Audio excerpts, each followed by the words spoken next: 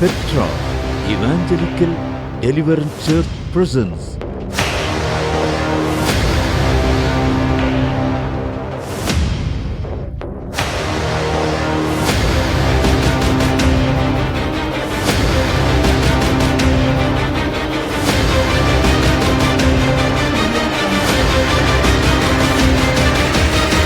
தீர்க்க தரிசன சத்தம், prophetic voice.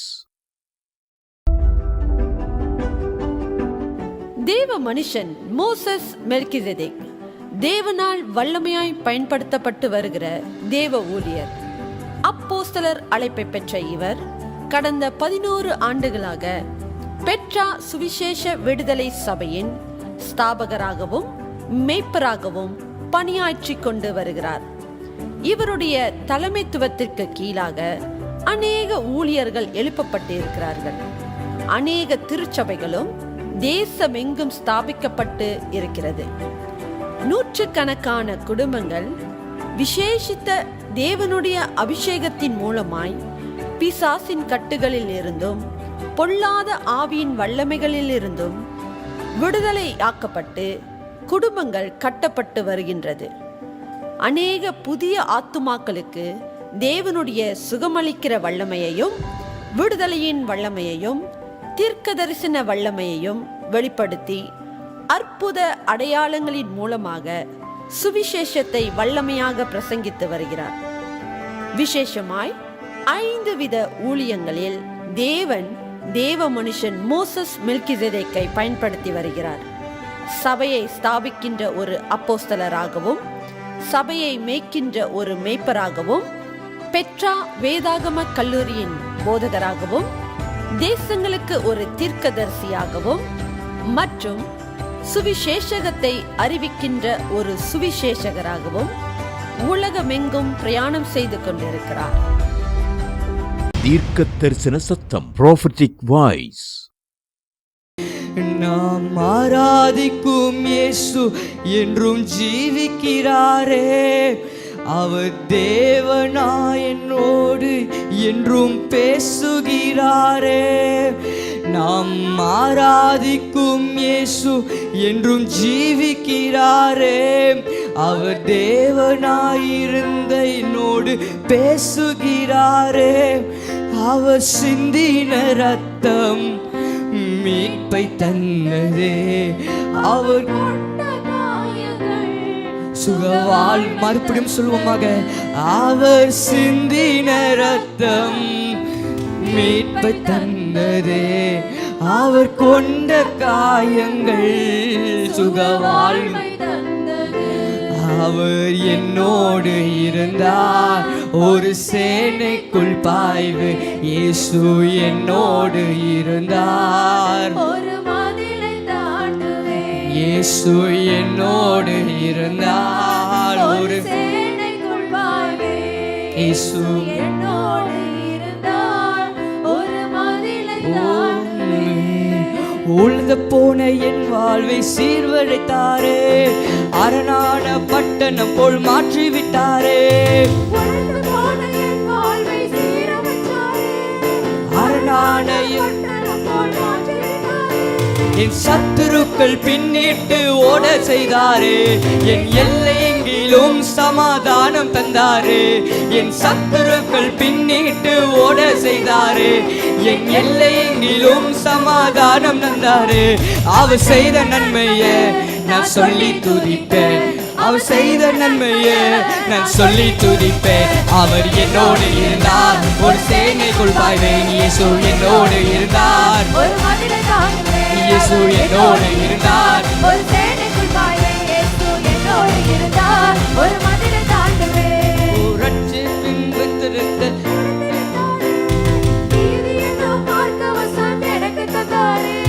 ரட்சிப்பின் வஸ்திரத்தை உடுத்தி வைத்தாரே.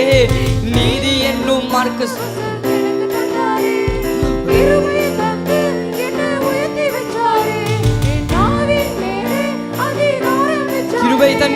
கிருபையை தந்து உயர்த்தி வச்சாரே. நாவின் மேலே அதிகாரம் வச்சாரே. அவர் செய்த நன்மைகள் நான் சொல்லி துதிப்பேன்.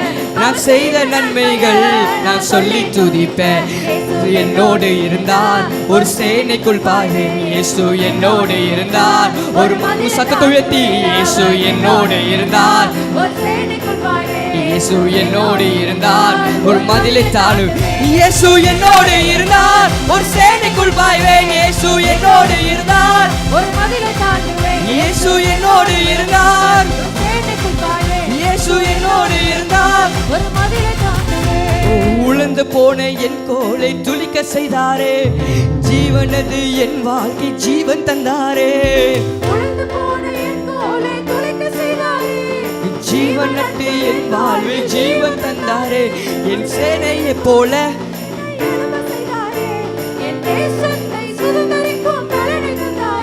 ஒரு சேனையை போல என்னை எழும்ப செய்தாரே.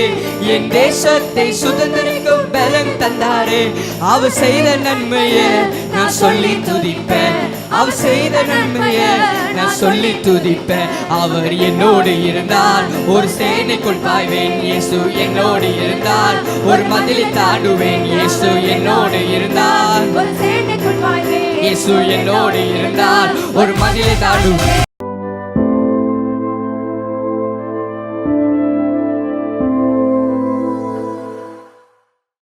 நாம் சபையாக இந்த நாட்களில் அதிகமாக ஜெபிக்க போகிறோம். நம்முடைய குடும்பத்துக்காக ஜெபிக்க போகிறோம். நம்முடைய பிள்ளைகளுக்காக நாம் ஜெபிக்க போகிறோம். நம்முடைய பிள்ளைகளின் பிள்ளைகளுக்காக ஜெபிக்க போகிறோம். நம்முடைய தேசத்துக்காக ஜெபிக்க போகிறோம். நம்மை ஆளுகிற பிரதமருக்காக நாம் ஜெபிக்க போகிறோம். நம்முடைய தேசத்தை ஆளும் தலைவர்களுக்காக ஜெபிக்க போகிறோம். நம்முடைய தேசத்தில் இருக்கிற சபைகளுக்காக ஜெபிக்க போகிறோம். பரிசுத்தவான்களுக்காக நாம் ஜெபிக்க போகிறோம். விசுவாசிகளுக்காக நாம் ஜெபிக்க போகிறோம். எல்லாவற்றிலும் ஜெபத்தோடும் கூடிய ஸ்தோத்திரத்தோடும் தேவனுக்கு தெரியப்படுத்துங்கள். அப்பொழுது எல்லாம் புத்திக்கும் மேலான தேவ சமாதானம் உங்கள் இருதயத்தை ஆள கடவது. கையை உயர்த்தி கர்த்தாவே ஸ்தோத்திரம். நாம் பேசுவதை நிறுத்திவிடலாம்.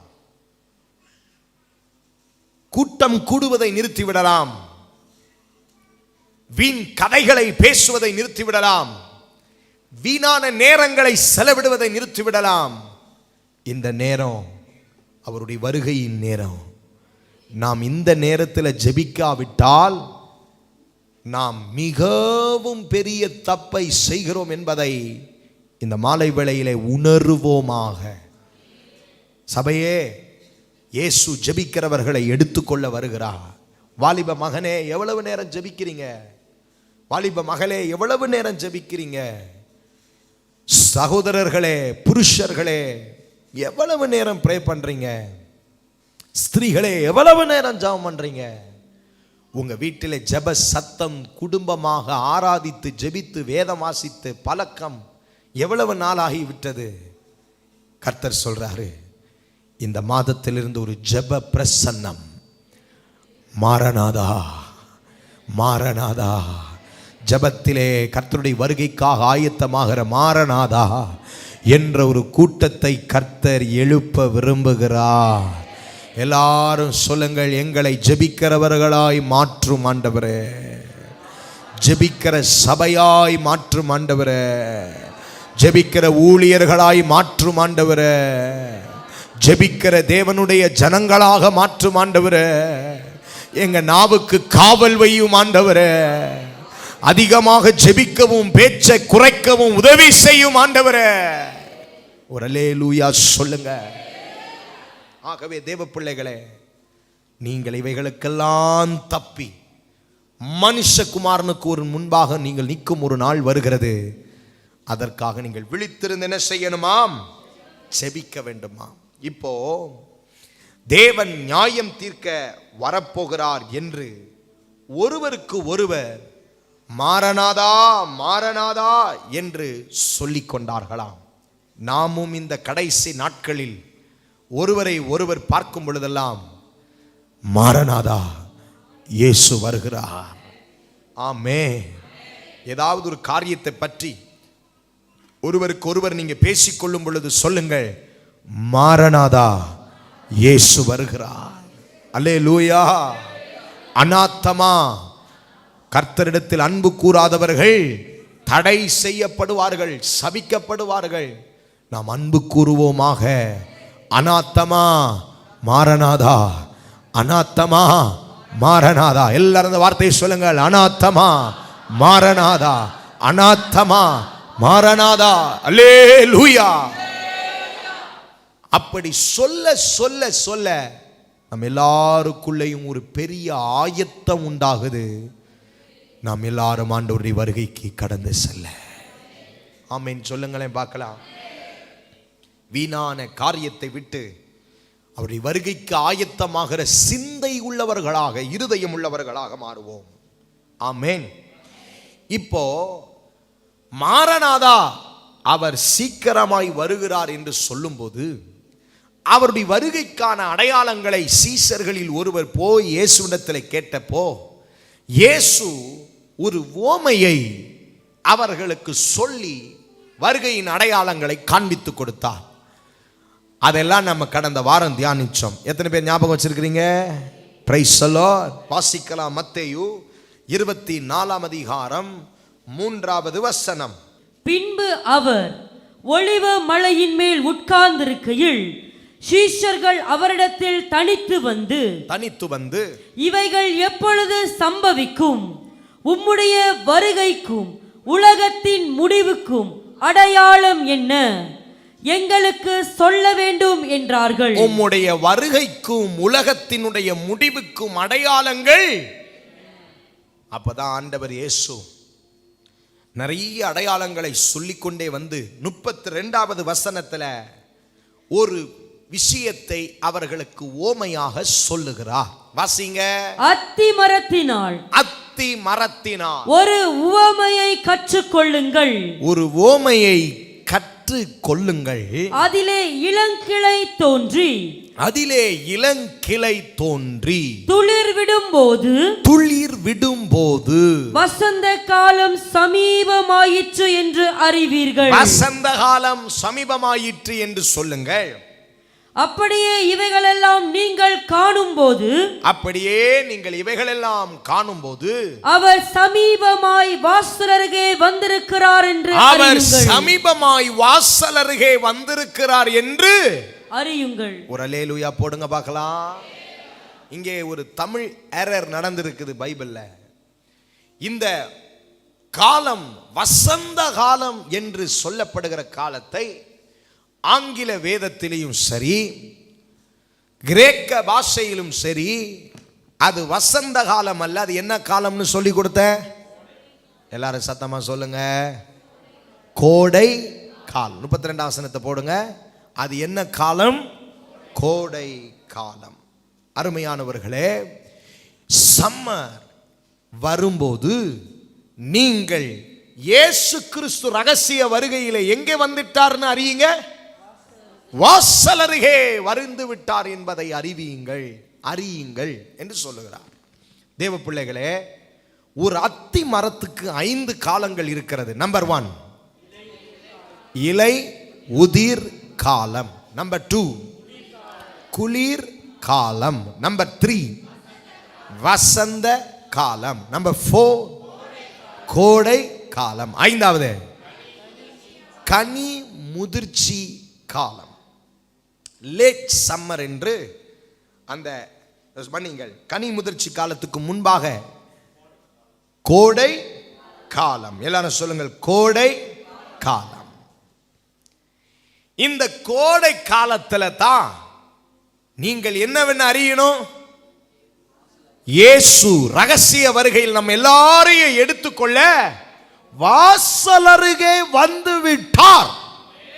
ஒரு அல்லேலூயா போடுங்க பார்க்கலாம். இப்போ இந்த கோடை காலத்தோடு நான் கடந்த வாரம் செய்தியை நிப்பாட்டினேன். இப்போ கொஞ்சம் வேகமா இந்த கோடை காலம், நீங்க இலை உதிர் காலத்தை பற்றி நான் உங்களுக்கு காண்பித்து கொடுத்து, குளிர் காலத்தை காண்பித்து கொடுத்து, வசந்த காலத்தை காட்டி கொடுத்து, கோடை காலத்தை காட்டி கொடுத்து, கனி முதிர்ச்சி காலத்தை காட்டி கொடுத்தால் மட்டும்தான் இந்த கோடை காலத்திலே இயேசுவின் ரகசிய வருகை சமீபமாயிருச்சு அப்படிங்கிறத நாம் எல்லாரும் என்ன செய்ய முடியும்? விளங்கிக் கொள்ள முடியும். இப்ப இலை உதிர் காலத்தை தியானிக்கலாம்.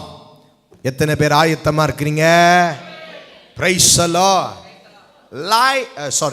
Leave shading season. இந்த இலை உதிர் காலத்திலே 2 கோணங்களாக பைபிளை நம்ம பார்க்கணும். இந்த ஒவ்வொரு காலத்தையும் 2 கோணத்திலே வேதத்தை பார்க்க வேண்டும். In 2 aspects we have to view the Bible. முதலாவது, யூதர்களுக்கு என்ன சம்பவித்தது. நம்பர் 2, ஆவிக்குரிய யூதர்களுக்கு என்ன சம்பவித்தது. இத 2ஐயும் நாம பார்த்தா மட்டும்தான் அதனுடைய அடையாளங்களை, அதனுடைய அர்த்தத்தை விளங்கிக் கொள்ள முடியும். இப்போ இலை உதிர் காலத்திலே இந்த அத்தி மரம் என்று சொல்லப்படுவது 2 நபரை காண்பிக்கிறது. யாரு? ஒன்று யூதர்கள், இன்னொன்று ஆவிக்குரிய யூதர்கள். எழுத்தின்படியான யூதர்கள் நம் எல்லாருக்கும் தெரியும். அவர்கள் ஜூவிஷ் பீப்பிள், லிட்ரலா born as Jewish people, யூதர்களாகவே பிறந்தவர்கள். ஆவிக்குரிய யூதர்கள் யாரு? கர்த்தராகிய இயேசு கிறிஸ்துவை தன்னுடைய சொந்த இரட்சகராக ஏற்றுக்கொண்ட அத்தனை பேரும் ஆவிக்குரிய யூதர்கள். கையை உயர்த்தி ஒரு அல்லேலூயா. எல்லாரும் பக்கத்துல தட்டி சொல்லுங்க, I am a spiritual Jewish. கத்தா சொல்லுங்க, நான் ஒரு தமிழன்டா அப்படிலாம் சொல்றது போய் இப்ப நம்ம இன்னைக்கு என்ன சொல்லணும்? நான் ஒரு ஆவிக்குரிய யூதன். சத்தமா இன்னொரு முறை சொல்லுங்க, நான் ஒரு ஆவிக்குரிய யூதன். ஒரு ஆமென். இப்ப இந்த 2 கோணத்துல இலை உதிர் காலத்தில் என்ன நடந்துச்சு, இவர்களுக்கு குளிர்காலத்தில் என்ன நடந்துச்சு, வசந்த காலத்தில் இவர்களுக்கு என்ன நடந்துச்சு, கோடை காலத்தில் இவர்களுக்கு என்ன நடந்துச்சு, அடுத்து கனி முதிர்ச்சியின் காலத்தில் இவர்களுக்கு என்ன நடந்துச்சுன்றத 2 பக்கத்திலும் இன்னைக்கு நம்ம பார்க்க போகிறோம். நான் நினைக்கிறேன் முதல் பகுதியை இன்னைக்கு முடிக்கிறதே கஷ்டம். கர்த்தர் சமயம் வாய்க்கும்படியாக நாம் அவைகளை ஒவ்வொன்றாய் தியானிக்கலாம். ஒரு அல்லேலூயா போடுவோமா? சரி. இந்த ஃபர்ஸ்ட் சீசன், இலை உதிர்ந்து போகிற அந்த காலம் என்று சொல்லும்போது யூதர்களுக்கு என்ன சம்பவித்தது? எழுதிக் கொள்ளுங்கள். யூதர்களுக்கு என்ன சம்பவித்தது? பிசி 70 பிஃபோர் கிரைஸ்ட், பிசி 70 ரோம சாம்ராஜ்யத்தினாலே தேவாலயம் முழுவதும் இடித்து தரைமட்டமாக்கப்பட்டது. The temple was destroyed by the Romans Empire. அருமையானவர்களே, முழு தேவாலயத்தையும் ரோம சாம்ராஜ்யமானது யூதர்களுடைய ஆலயத்தை என்ன செய்தார்கள்? இடித்து போட்டார்கள். அதுதான் யூதர்களுக்கு நடந்த முதல் இலை உதிர் காலம். தீத்துராயரால இந்த ஆலயம் முழுவதும் இடிக்கப்பட்டுச்சு. அருமையான கர்த்தருடைய பிள்ளைகளே, அவர்கள் தன்னுடைய நம்பிக்கையாக கொண்டிருந்த ஆலயம், அவர்கள் மிகவும் வாஞ்சையோடு கூட ஆசையோடு கூட இந்த ஆலயம் மிகவும் அவர்களுக்கு ஆதாரமாக இருந்தது. அந்த ஆலயத்தை அவர்கள் இடித்து போட்டார்கள். ஒரு ஆமீன் போடுங்க பார்க்கலாம். இதை ஆவிக்குரிய யூதர்களாகிய நமக்கு இந்த இலை உதிர காலம் எப்படிப்பட்ட காலமாக இருக்கிறது? ஒரு தேவனுடைய பிள்ளையினுடைய சரீரமே தேவனுடைய ஆலயம். நம்ம எல்லாரும் கையை தலை மேல வச்சு சொல்லுங்க, நானே தேவனுடைய ஆலயம். அல்லேலூயா. இந்த ஆலயத்தை ஒரு தேவனுடைய பிள்ளை தீட்டுப்படுத்தி இடிக்குமானால் அதுதான் என்ன காலம்? அதுதான் என்ன காலம்? ஒரு அல்லேலூயா போட்டுருங்க. நீங்க லூக்கா 21:5-6 ஆகிய வசனங்களை வாசிப்பீங்கன்னா தீர்க்கதரிசனமாகவே இந்த எழுத்தின்படியான தேவாலயம் இடிக்கப்படும் என்று உரைக்கப்பட்டது. வாசிப்போம். பின்பு சிறந்த கற்களினாலும் காணிக்கைகளினாலும் தேவாலயம் அலங்கரிக்கப்பட்டிருக்கிறதை குறித்து சிலர் சொன்னபோது அவர், நீங்கள் பார்க்கிற இவைகளில் ஒரு கல் மற்றொரு கல்லின் மேலிராதபடிக்கு எல்லாம் இடிக்கப்படும் நாட்கள் வரும் என்றார். எல்லாரும் சொல்லுங்கள், எல்லாம் இடிக்கப்படும் நாட்கள் வரும். தான் யூதர்களுக்கு ஆலயம் இடிக்கப்படுவதை குறித்து இயேசு தீர்க்கதரிசனமா சொன்ன வார்த்தைகள் அதன் படியே நிறைவேறியது. அதே போல கர்த்தருடைய பிள்ளைகளே, நீங்களும் நானும் தேவனுடைய ஆலயமாய் இருக்க இந்த ஆலயத்தை நீங்களும் நானும் இடித்த தீட்டுப்படுத்தின நாட்கள் இருந்திருக்கிறதா? அல்லது நீங்கள் இன்னும் உங்கள் சரீரமாகிய தேவாலயத்தை தீட்டுப்படுத்தி கொண்டிருக்கிறீர்களா? இதை இடித்து கொண்டிருக்கிறீர்களா? அப்படியானால் இது ஒரு இலை உதிர் காலம். 1 கொரிந்தியர் 3:16 1 கொரிந்தியர் 6:19 நீங்கள் வாசிக்கும் போது, நீங்களே தேவனுடைய ஆலயமாயிருக்கிறீர்கள் என்றும் தேவனுடைய ஆவி உங்களில் வாசமாயிருக்கிறதையும் நீங்கள் அறியீர்களா என்று இயேசு பவுல் மூலமாக சபைக்கு நிருபம் எழுதுகிறார். ஒரு அல்லேலூயா போட்டுருங்க. இதுல ரொம்ப முக்கியமான ஒரு சில வசனங்களை கவனிக்கணும். இந்த தேவாலயம் ஆவிக்குரிய யூதர்களுக்கு ஆகிய நமக்கு தேவாலயம் எது?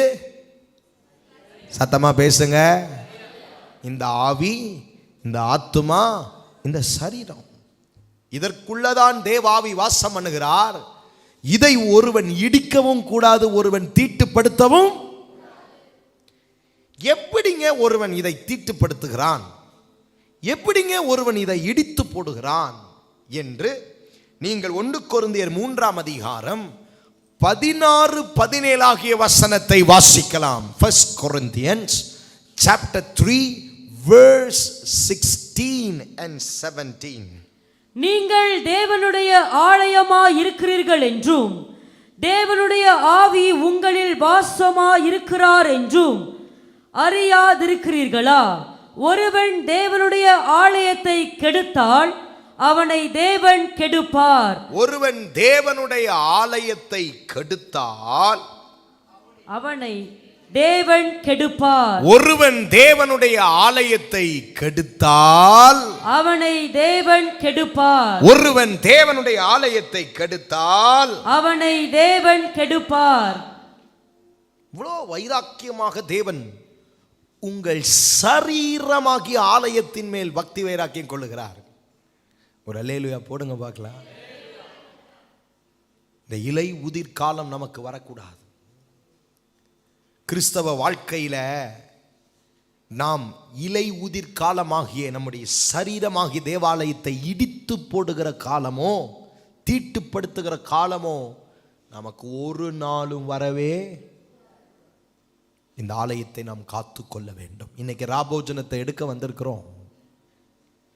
நீங்கள் ஒரு இலை உதிர் காலத்தோடு கூட இன்னைக்கு ராபோஜனத்தை எடுக்க போறீங்களா? இலை உதிர்ந்த காலத்தோடு கூட தேவ பயமின்றி இந்த பரிசுத்த பந்தியிலே நீங்கள் பங்கு பெற போகிறீர்களா? இலை உதிர்ந்த காலத்தோடு உங்க சரீரமாகிய தேவாலயத்தை கரைப்படுத்தி இன்றைக்கு இந்த பரிசுத்த பந்தியிலே பங்கு பெற போகிறீர்களா? நாம் நம்முடைய சரீரமாகிய தேவாலயத்தை எங்கும் பரிசுத்தமாய் காத்துக்கொள்ள வேண்டும். கை உயர்த்தி ஆமென். தேவாலயம்னு சொன்னா அதில் எங்கும் பரிசுத்தம் இருக்கும். அதே போலதான் இந்த தேவாலயத்திலும் எங்கும் பரிசுத்தம் இருக்க தேவன் விரும்புகிறார். அல்லேலூயா. 1 தெசலோனிக்கேயர் 5:23 நாம் என்ன வாசிக்கிறோம்? முற்றிலும் பரிசுத்தமாய் உங்கள் ஆவியிலும் ஆத்துமாவிலும் சரீரத்திலும் முற்றிலும் பரிசுத்தம். எல்லாரும் சொல்லுங்கள், முற்றிலும் பரிசுத்தம். அல்லேலூயா. சிந்தையிலே பரிசுத்தம், கண்ணிலே பரிசுத்தம், நாவிலே பரிசுத்தம், இருதயத்திலே பரிசுத்தம், செய்கையிலே பரிசுத்தம், நடையிலே பரிசுத்தம். பரிசுத்தத்தின் மேல் வைராக்கியம் கொள்ளுகிறவர் நம்முடைய தேவன். உங்களை அழைத்தவர் பரிசுத்தராய் இருக்கிறது போல நீங்களும் பரிசுத்தராயிருங்கள். கையை உயர்த்தி அல்லேலூயா. ஆகவே தேவ பிள்ளைகளே, பரிசுத்தத்தை இழக்கிற நாட்கள் அல்ல இந்த நாட்கள் நமக்கு. பக்கத்தில் தட்டி சொல்லுங்க, உன் பரிசுத்தத்தை, ஏன் பரிசுத்தத்தை இழக்கிற நாட்கள் இல்லை. இது காத்துக்கொள்ளுகிற நாட்கள். இலை உதிர்ற காலம் இல்லது. இது இலை உதிர்ந்து போயிட வேண்டிய காலம் இல்ல. உன் மீட்பர் வருகிறார். மாரநாதா இயேசு வருகிறார். அவர் வரும் நாள்ல இலை உதிர்ந்த அத்திமரமா நீ காணப்பட்ட கூடாது. அவர் வரும் காலம் உனக்கு ஒரு இலை உதிர் காலமா இருந்திடக்கூடாது. தீட்டுப்பட்ட நிலவரத்திலே காணப்பட்டிடக்கூடாது. வாய் வார்த்தையில தீட்டுப்பட்ட காலத்தில் நீ இருந்திடக்கூடாது. உன் இருதயத்திலே உண்டாகுகிற தீட்டான சிந்தையினாலே, இருதயத்தின் நினைவுகளினாலே நீ காணப்பட்டிடக்கூடாது. மாரநாதா நியாயம் தீர்க்க வருகிறாரே, கணக்கு விசாரிக்க வருகிறாரே. அவர் விசாரிக்கும் பொழுது நீ என்ன சொல்லுவாய்? அவர் உன்னை விசாரிக்கும் பொழுது நீ எங்கே ஓடி மறைவாய்? அவர் உன்னை கேட்கும் பொழுது நீ எங்கே தப்பி ஓடுவாய்? பாதாளத்தில் படுக்க போட்டாலும் அங்கேயும் அவர் வருவார். நீ வானத்துக்கு ஏறினாலும் அங்கேயும் வருவார். அவருக்கு மறைவாய் நாம் எங்கும் ஓடவே முடியாது.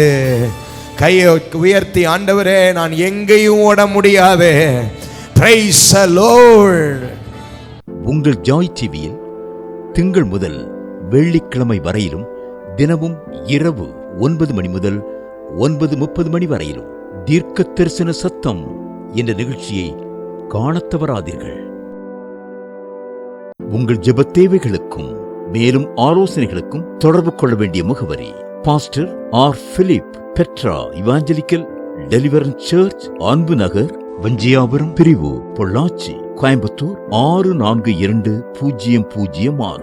செல்போன் நம்பர் 9600457569 மற்றும் பாஸ்டர் டேவிட் செல்வம், பெட்ரா இவாஞ்சலிக்கல் டெலிவரன்ஸ் சர்ச், எண் 11, உஜ்ஜால் சிங் தெரு, ராமகிருஷ்ணாபுரம், ஈஸ்ட் தாம்பரம், சென்னை 59.